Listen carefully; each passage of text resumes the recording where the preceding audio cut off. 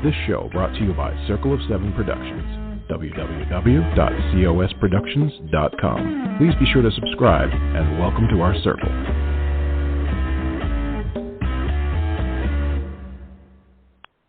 Well, hello, everybody. This is Patricia W. Fisher with Readers Entertainment Radio during American Chocolate Week. Yes, it is.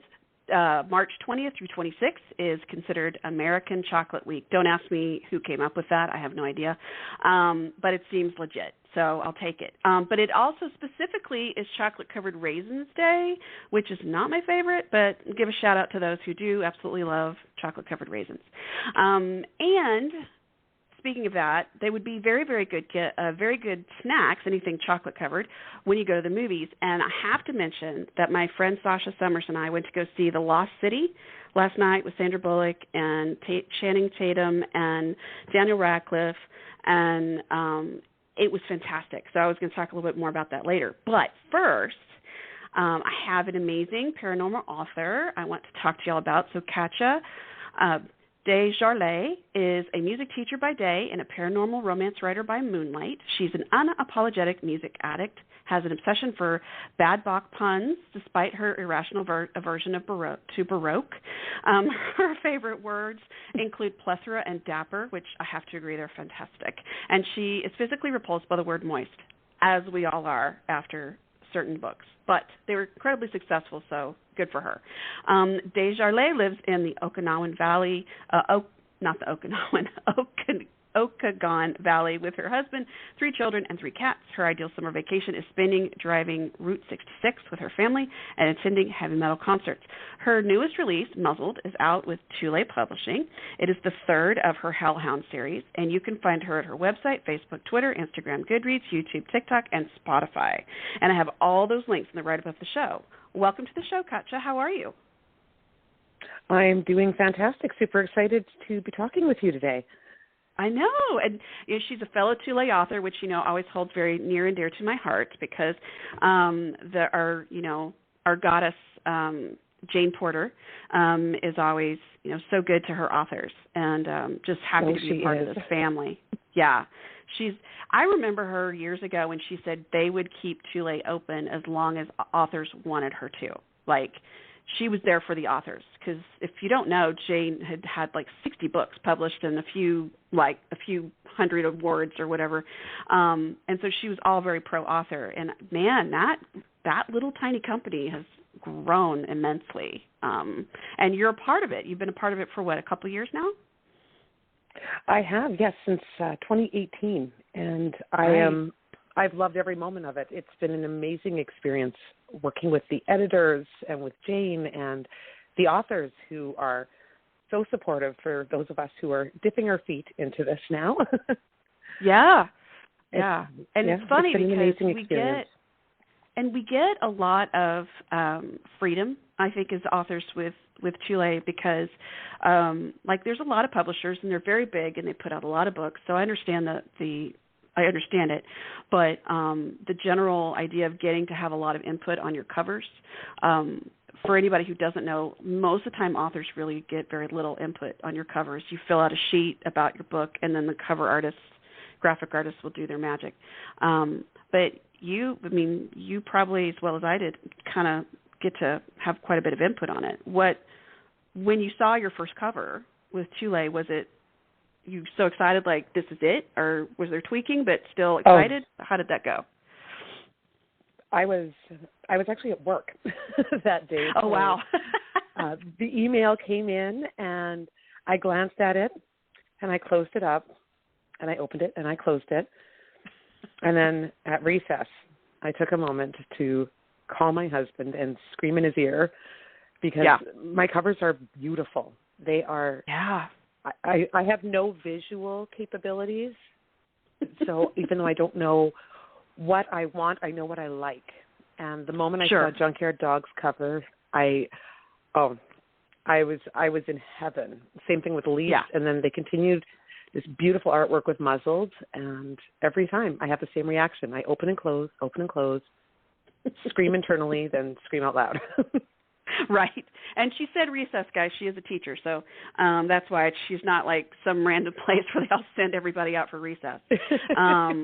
Although it might go really well for adults. Okay, everyone go outside. I think it would go over very well for adults. Yes. Everyone go run around in circles. Go on, play on the playground for a few minutes. Yes, go on, run around. It's okay. But you've got 2 series here, both paranormals. Yes. And so tell me how you came about each series. Well, my first one, I started writing 6.5 years ago. Mm-hmm. It was October. It was 2015. I was living in northern Alberta, and it was about minus 18 out in Celsius. Sweet. Which is probably cold. Pretty cold. And I had 3 little guys at home. My husband was working out of town. I opened up a document and just started to write. Mm-hmm. I had just an idea in my head. I figured I'd write a paragraph. Sure. And then a couple weeks later, that paragraph became a chapter. And then I kept going, not really thinking it was going to turn into a book. And then 6 months later, I closed my computer, looked at my husband, and said, I think I wrote a book. And that is Connection, which was my first book that was picked up. A vampire series that just kind of spoke to me.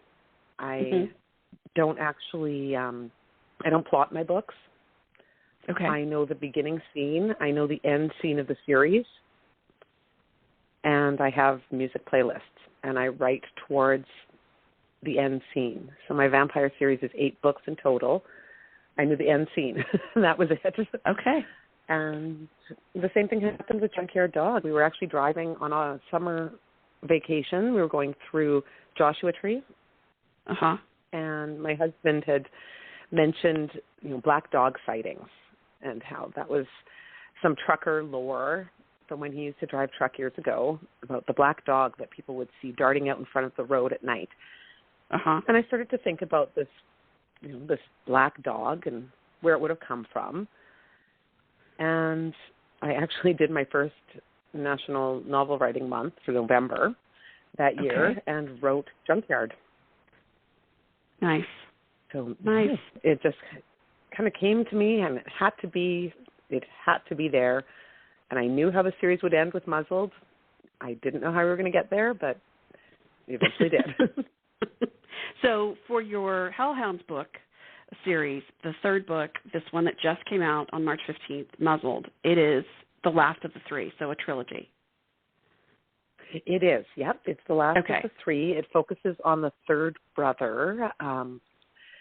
The whole series is based on the concept of Cerberus as a 3-headed dog. Right. That takes human form in the form of 3 brothers.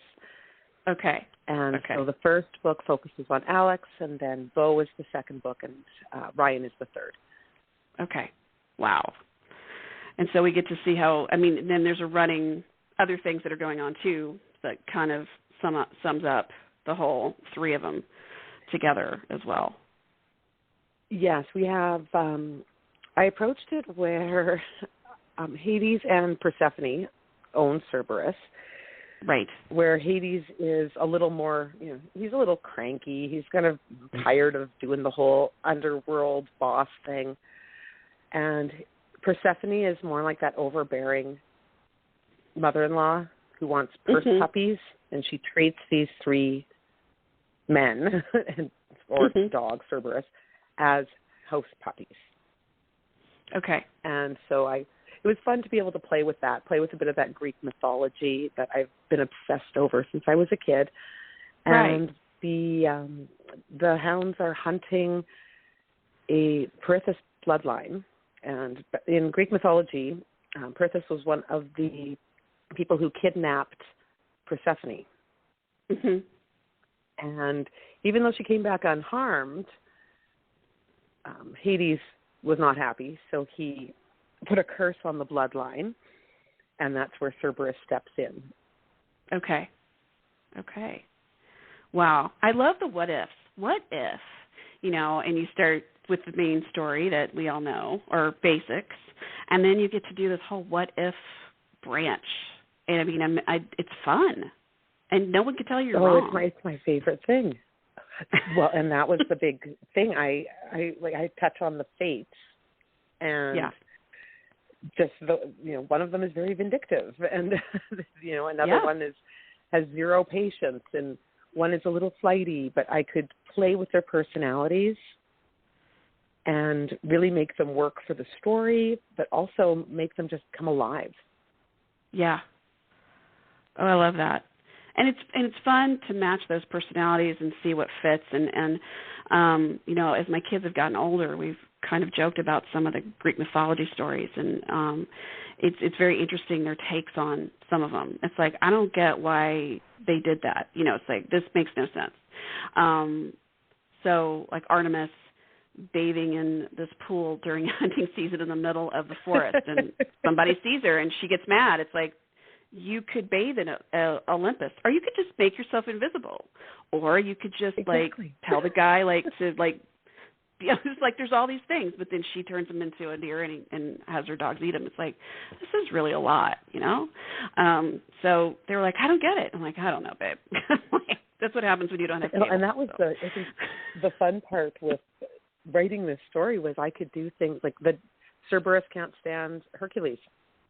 Because Hercules claims to be the big hero who took them down, and the dog says no, he actually, slipped us some poisonous a poisonous plant to make us sick and weaken us for that time. So even though the story says Hercules took Cerberus down, Cerberus is like, no, that's not how it works. So there's kind of like this. I was able to play with some of the other tales and some of the other myths that are out there, and just bring them in and put them out there from the dog's perspective. Right. Like you just turned the camera at a different angle and took the story from a different POV, and that's fantastic. And then you have your next book for The Haunt, the vampire series comes out this May. You have that one. And how do you juggle the different worlds? I mean, I know they're both paranormal, so I know it's just would be a shift, but how do you keep those worlds in order? And then how do you, it's like story Bibling, how do you set that up for yourself? It was actually, it was a little tricky at first. I think I had done 4 of the vampire books before I started Junkyard Dog. Okay. And throughout Junkyard Dog, I kept on mentioning the sun. He stepped into the sun. He walked out into the sunlight. He put on his sunglasses. Because I had spent 2 years writing about a species that can't walk in the sun. And I was overcompensating by having, I was so happy to be able to not be tracking, sunset and sunrise, because my characters could go outside anytime and it wouldn't ignite them. And so I did have little issue of just my Junkyard Dog being able to step outside anytime he wanted. I didn't have to time it with anything. But I did write Junkyard Dog, Leashed and Muzzled back to back. Okay. So I wrote them all in 1 year. And then I could mentally close out that world and return to the vampire series. And I find I have to do that. I've been dabbling in contemporary as well. And I have to wrap up one and then move on to the rules of the other. Because there are rules. Each of my worlds has their own, structure. The characters are all very different. They interact differently. Humans interact with them differently in my paranormals. And so, I keep a few notes, but under a page per series. Okay. I don't do much for note-taking or plotting, so it's all kind of a surprise when it all finishes up and happens. Have characters shown up that you hadn't anticipated? Because you were saying you don't really plot it out, and I'm kind of a pantser. Then I end up going back and start organizing. It's kind of like throwing the puzzle pieces on the table, and I know I'm going to do this part, and then I start organizing. Did you have characters that just kind of like showed up in the story? You're like, oh wow, okay, let's see what we do with this person. I've had that happen a few times. In Junkyard Dog, one of the main character, the heroine Charlotte, has a coworker, Max, and he became integral to the story. And I didn't even have him in my mind really when I started writing. He was just there as a coworker, kind of a background character, but he became a major part of the storyline to the point where people who have read the book have commented on wanting Max's book. I was going to ask you, that was my next question, yeah. I've also had situations, my second vampire book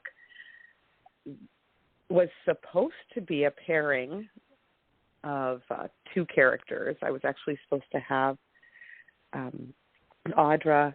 I had expected Audra to pair up with Reese, one of the other vampires, and Mickey stepped in and took over. And I couldn't back it up. No matter how many times I tried to fit it to the narrative I wanted, it just, this was the pairing. This was the way the book was going to go. So book 4 is actually Reese's story, but he was supposed to be book 2. It's interesting. And for anybody who doesn't write, series even, sometimes those characters are just going to do what they want. We create the world, but man, sometimes they're just going to not listen to anything we're doing. It's just not going to happen. They really do. And I always feel slightly, I swear I'm not crazy, but the books I find unfold if I try to adjust the trajectory, I guess. I get stuck. And the moment I get stuck, I know I forced it down the wrong path, and I have to delete upwards of 7-10 chapters and take the storyline. I see it unfold like a movie. And a lot of it has to end up on the director's room floor, I guess. Right. You put them in that little file of, extras, and then maybe you might come back and pop it into some other story, but because you like the way you wrote something. But yeah, there's absolutely, there's always extras, like extra little snippets. I was telling a friend of mine, I started writing a new series, and the first chapter was like 30 pages. I'm like, well, obviously this is wrong. And then I realized, it's the right scene. I just started it in the wrong place. So really I should have started at like page 12. And so it's that all the setup. But for us as writers, it's kind of fleshing it out and letting us see the world as we create it. So anybody listening, it's okay that you have extra. Just, tuck it to the side, but don't be afraid to be brutal with your editing. It's okay. So, yeah. Oh, yes. The brutal editing process. It's so much fun. So much fun. It's delightful. So you've got these two series, and then you just mentioned that you're talking about contemporary romance. What are you working on with that? Well, I have one contemporary romance series, a 4-book one that I wrote last year. Okay. That was focusing on a small town tattoo parlor. So my first jump into the into the contemporary. And then I've kind of been hopping all over the place. So I have another one based on a surfer living out in California. And the research on that was a blast. I loved it. I bet. So that one's actually in submissions right now, so I'm crossing my fingers. And now I'm trying to write actually a sweet Christmas book. But this is my first attempt at writing anything sweet. My writing is not sweet by any means. My heroes are not sweet. It's spicy. There's usually a lot of drama and intrigue. Usually something is going on in the background, either like with the paranormal, of course, there's the paranormal worlds and such, or even the contemporary ones that I've written in the past have had the big bad guy. So writing this one has been interesting. I've been doing it for 2 months. It's coming along. But I have another one in my head now for an angel series. So that's kind of, my brain's already flittering that direction. So do you, when you're coming up with these books and these series and you say, okay, I'm going to write this, and you wrote the Hellhound book all back to back, is your general plan right now is to say, okay, I want to write this series, and you just write all the books of the series, and then that's done, and then you go to the next project? Or do you interplay? Like, okay, I'm going to finish this book, then I'm going to go to this one. How do you do it? I tend to jump around a little bit. The Junkyard ones I wrote all back to back just because they were coming at me that fast. Okay. I was teaching full time during that stretch, and these 3 books just kept coming at me. So I did do those ones all in a row. But quite often I find I will write one. I'm on my 18th manuscript right now. Mm-hmm. And for a few of them, it's just the first book in the series. So I write the first one so I have the world prepared almost. Yes. And then I can come back to it later. Okay. Yeah. I mean, have you started writing any of your books? Like, you know the world, and then something is like, oh, wait, no, that's not working the way I thought. Or it's like, oh, my God, this is fantastic. I came up with this. I mean, I'm guessing you'd have both, right? I have. I've also, I do back myself into corners quite frequently because I don't plot. And right. So right. Junkyard Dog Trilogy was a perfect example of that. The first one went fantastic. Mm-hmm. Second one, I was super happy with it. But I had made a decision in the second one that made the third book technically impossible. Wow. Okay. And it took a bit of, it took an awful lot of maneuvering through the book to make sure it worked, because it has to work in my head as plausible. Mm-hmm. Even if it is a paranormal world, even if it doesn't truly exist, it has to function as though it does. Right. So I did back myself into a pretty big corner on that one. And, Muzzled was the fruits of my nonstop stress and research to fix it. Yeah.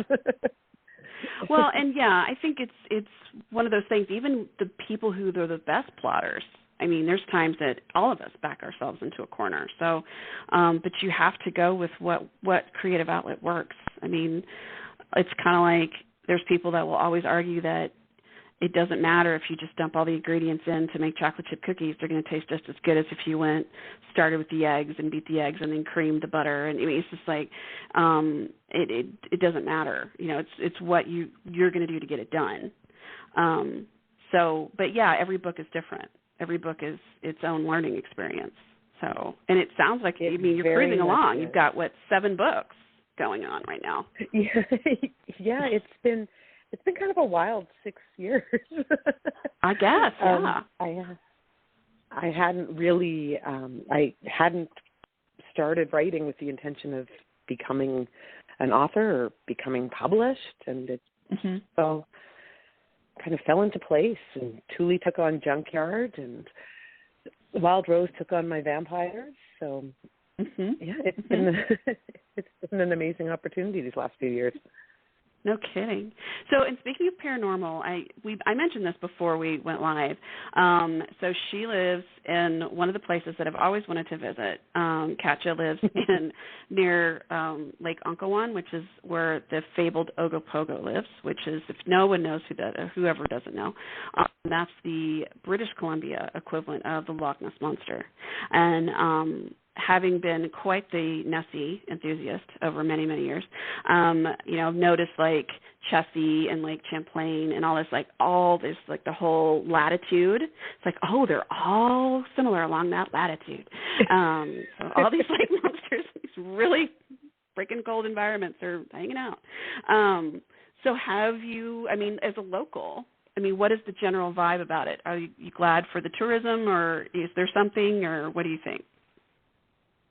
Well, we moved here 2.5 years ago from northern Alberta, and so we started hearing the stories. Sure. When we first moved here. And there's stories, and you kind of keep that in the back of your mind, but I recently took up paddle boarding last summer. Okay. So every day I'm out on the lake on a little paddle board, and the water ripples.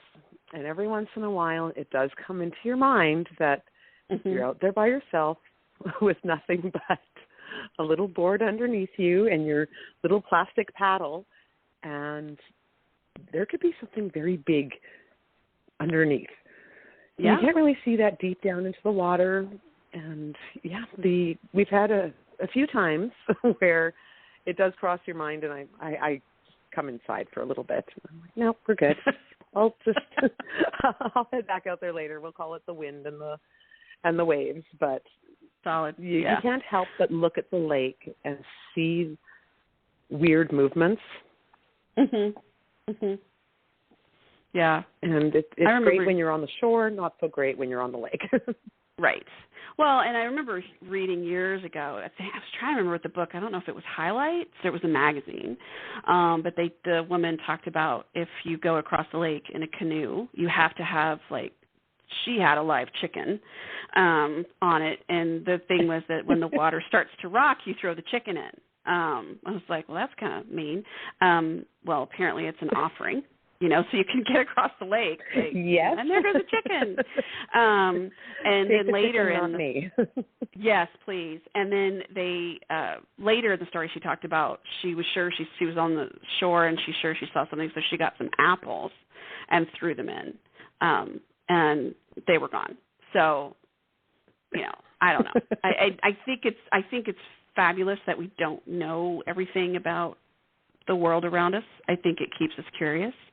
And it's one of those things that I would really love to know what it is, but I would not share because I don't want a bunch of yahoos up there trying to get it. So. And there's that too. There's that, because there are, of course, the stories, and people do look. I know that there's the kids around here do talk about it, and they love the stories. Yeah, and they talk about it as though it's just part of the area, and it's very cool. It's very neat. It's very neat living out here. Yeah, I bet. But still cold. Certainly. It's chilly. I've gotten spoiled out here because I'm used to winters and being minus 30, minus 40, and here it's not like that. So you're spoiled you're now, cold for me. I'm in San Antonio, thing. Texas. Yeah, in perspective. You are cold. We have been through Texas. You are very hot.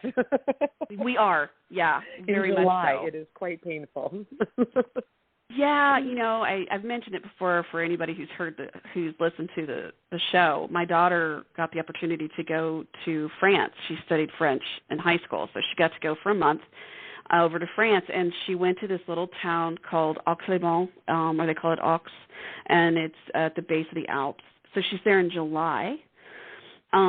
Needless to say, it's perfect weather. The water there is all glacial runoff, the river or the lake.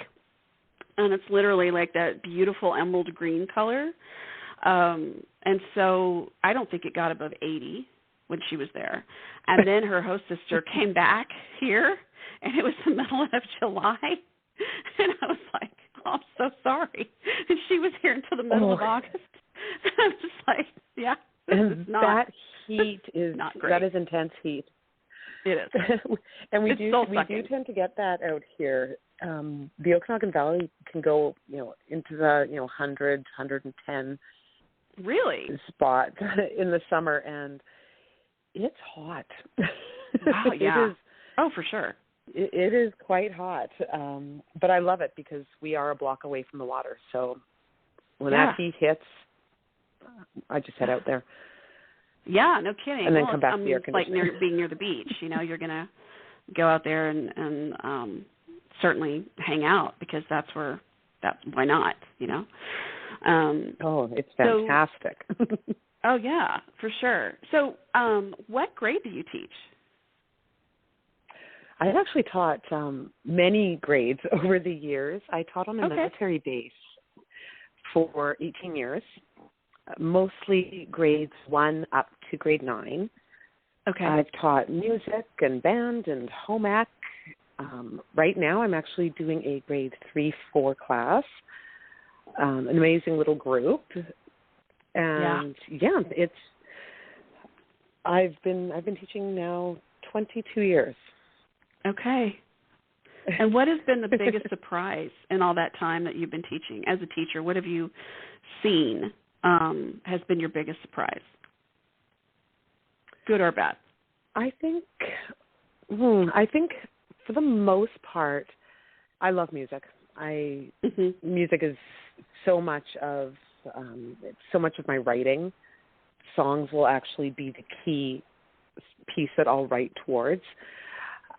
But what I found in schools is there has been, of course, a reduction in music education and arts education. But that's what our kids tend to glom onto. They love music. They love to explore instruments, and I had thought that I would see a reduction in that over the years as, tech becomes more and more popular. Right. But they will spend more time playing with handheld instruments. Right. Than they will on an iPad that, walks them through a little music program or something like that. They love to play. They love to create. And that's one thing that surprised me, that it has stayed that way. Human beings like to create, and these little people love to do it. It's interesting how it can be the simplest thing. We always talk about, like as kids, the box, just a box to play with, and all the things that you create with just a box. One year we got a new washing machine delivered, and the guy was I guess he was just having a bad morning, and he's like, do you have anything else you need? And I had 2 children at the time, I have 4, and I was like, do you have a box on that truck that you don't need? And he looked at me, and his face lit up, and he's like, I got just the box. And he gave us a refrigerator box. And let me tell you, that box, 4 months, those girls played in that box. It was a spaceship. It was a fort. They'd get up, eat breakfast, go run upstairs, and they'd be up there for hours. And so I'm not surprised to hear that kids want to create. Even like they sit in laundry baskets, or they want to put like stack bowls. It's just like that tactile feeling of wanting to play. That's exactly it. Yeah. And it's a whole process of learning. That freedom. And what I do find is they're unafraid. So if you present a child with, I had electric keyboards at one of my schools, and I was hesitant to press the different buttons because, what if I break it? Kids have no fear. Right. So they would go in and they would play with the buttons, and they would show me all the cool things they had learned to do on these, and I was learning from them constantly. Yeah. And that's fun. It was it's an amazing experience to watch that. No kidding. Well, and it's one of my kids' favorite teachers. 3 of my 4 kids had her, and then my oldest had a different teacher who was just as fabulous. But like you're saying about music, it's all these little songs they still sing. One's in college, and they still sing, Days of the Week, and to the Addams Family tune, or and that's in my head now. Yep. Right. Thanks, Patricia. There you go. But and all these different songs, and the teacher just had it down. And I remember asking her, I was like, I don't know how you do this every day. But she just had that personality that she was really, really good with the kindergartners. I said, are you sure you don't go home and drink every night? She was laughing. She's like, no. But I said, what if you had to teach high schoolers? She goes, oh, yeah, I'd be in full-blown liver failure if I had to teach high school. And, okay, great. So, good to know that you're not like, you found the Achilles heel. Right. You can't do it all. Yay. Because now I feel better as a mom. But yeah, no, it's one of those things that you have to find what works. And like you're saying, let them explore and be daring and throw it down, just like you did when you started the book. Well, I'll just start writing, and here we go. So that's exactly it. Just start it and try it. Right. So when you first knew you were going to get published, so first, before you got published, did you tell people you had written a paranormal romance? My husband knew and my mom knew. Okay. So, that but was then it. you got published. And then my agent knew. Right. Yeah. But when you got published, were you still hesitant to tell anybody? I was at first, because balancing the teacher life with the author life is not always conducive to each other, mostly because I don't write for children. Yeah. And so I was very hesitant at first to share anything about it. I've overcome that over the last few years, just because it's a part of me. It's what I do. Yeah. It's what I do once I'm done teaching. Teaching is one part of my life, and my family is another part, and being an author is a huge part of that as well. And so I've been slowly kind of melding those a little more. Everybody who knows me now knows I write. Yeah. They know some of my frustrations. Yeah. Exactly. A lot of them have a lot of my books are dedicated to different friends and such who supported me, and I have a really, really supportive family, really supportive friends.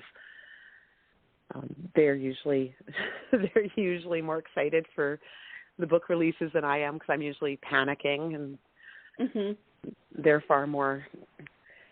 They're in that happy zone, whereas I don't usually hit that right before book release. I'm sure you know that feeling where you're stressing it out. Very much. Yeah. Yeah. It's that feeling of you finish the book, you turn it in, it's like this is the best thing you've ever written. You get all the edits done. You're like, oh my God, this is amazing. And then you send it, and like for me, about 30 seconds after I sent it, I'm like, oh my God, that was the worst thing I've ever written. This is going to be terrible. It just goes to That's exactly it. bipolar insanity. And then, of course, like you're talking about, release day is hard, because you're like, well, what are people going to say? And, so you have to be mindful of you're not going to please everyone, and that's okay. Exactly. And I find it's actually been good. Most of my release days have happened while I've been at work. So Sweet. I'll be teaching all day, and then I'll remember usually around 4 o'clock, oh, right, I had a book come out today, a full book that came out of my brain, and now it's out there. Right. And there's a little bit of that balance. Right. The reality of it all. Well, and it's a juggle. I mean, I think that it's, writing anything, and especially in the romance industry, we live in such a ridiculously puritanical situation here. But people have this whole mindset about romance novels, and even though it's what we were talking about before, we started 30% of the market. It keeps the lights on, guys. I mean, so in the publishing world, so it's one of those things that is frustrating in a way, because you're proud of what you're doing, and yet you almost feel like you don't want to say anything sometimes for the really ignorant or stupid or arrogant commentary. Have you had to deal with that in person? Thing. Yeah. I've had to initially. I mean, of course, the people who are closest to me were very excited when my first book came out, because I actually didn't tell anyone until it came out. And I was like, oh, by the way, my book came out today, sort of thing. But at first people would say, what do you write? And I would say urban fantasy, because that was more palatable for people. And then one day it's kind of switched in my head, and I can't even remember exactly the situation, but someone had asked what I write, and I said paranormal romance. And the response was just, not super, just like, oh, kind of, the fluff. Yes, I write the fluff sort of idea. Right. And I thought, no, I wrote a book. I actually wrote many books, and they're good. I think that they are good. And I think that most of the people who kind of brush aside romance could really stand to read a lot of these books. No lie. Because I read, nonstop. I read 300 books last year, and every one of them was a romance. Yeah. Yeah. And it always gets me because they're amazing. Well, and it's frustrating because we know with any book, 99% of the time, if you're going to pick up a new book in a paranormal series, well, we know that the hero's going to live. I mean, there's another book. We know this, of right? Course. And nobody poo-poos that. Jack Reacher's like, oh, Jack Reacher, blah, blah, blah. Well, I mean, yeah, he wrote a thriller, but we all know Jack Reacher's going to live. It's just how is he going to live through this, right? Nobody poo-poos that. Whereas, someone finds love, it's like, really? Because I love checked. it's so formula. Right. Well, most books are. Yeah, they are. You can't have the beginning in the front unless you're Christopher Nolan and that's a movie. But I mean, it's the end at the front. But it's one of those things that just gets me. It's just frustrating. But then you have to, like you're saying, you have to just say, you know what, I love what I do. So, I don't care what you think. That's been a big, I think, important. That was an important jump, and I really made that when I moved out to BC. I made that jump where that's now one of the first careers. When people say, "What do you do?" that I'll mention. I'm an author. I write paranormal romance. I write contemporary romance because they're incredible books. Yeah. The whole genre, the romance genre in general, is so incredibly diverse. And so niche as well. You can zero in on anything, and I love that. I love that I can go through my to-be-read file, and I have a very wide variety on that set, and I'll look through the 70 or 80 books I have, and I can read by mood. I can decide, how happy do I want to be through this book, or am I willing to be completely emotionally devastated today? Then I'll know who to grab, which authors to grab. Right. And right. I find that I would love to see more acceptance of romance, but I don't need it. Right. Well, and I was I mentioned earlier that I went to see The Lost City last night, and there were some choices they made in the movie that kind of surprised me because, yes, it was, you could see where things were going, and then sometimes they made a little detour, which made sense in the story. Everything flowed.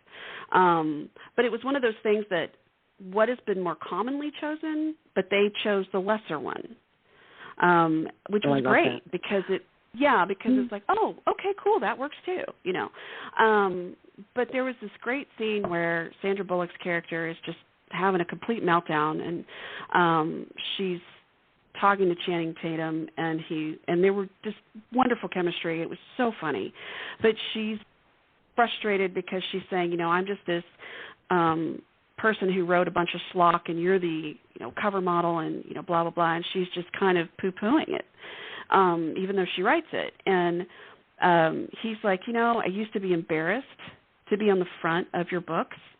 I didn't tell any of my friends. And then one day there was a woman who was walking down the street, and this woman ran up to me, and she was so happy to meet me. And I thought, why would I be sad about something that made people happy? So I just decided I wasn't going to be worried about it anymore. That's summing it up. But, it was that kind of moment. I'm like, well, yeah, there it is. Why would we be That's unhappy? Exactly what it boils down to. Yeah. That's what it boils down to. It's, people... Of course, there's going to be people who love my books and people who don't, and there's so much. I'm the same way with books that I read. There's some that I really connect with, and others that I don't. But the stories are important. Yeah. Reading romance has been. During this past 2 years of this pandemic, I don't want to read sad things that upset me. I want to read something where I know at the end everything's going to be fine. I can suffer with the characters, but you're all going to live, and I'm going to be happy. Right. We're all going to be glad for it. Yep. Yeah. And if the dog is better, all the better. Years. Yeah. Exactly. Exactly. If we save a cat, that's all good. So it all works out. Yep. So yeah. Save the cat, feed the dog, and then we're good. That's right. And everybody lives happily ever after.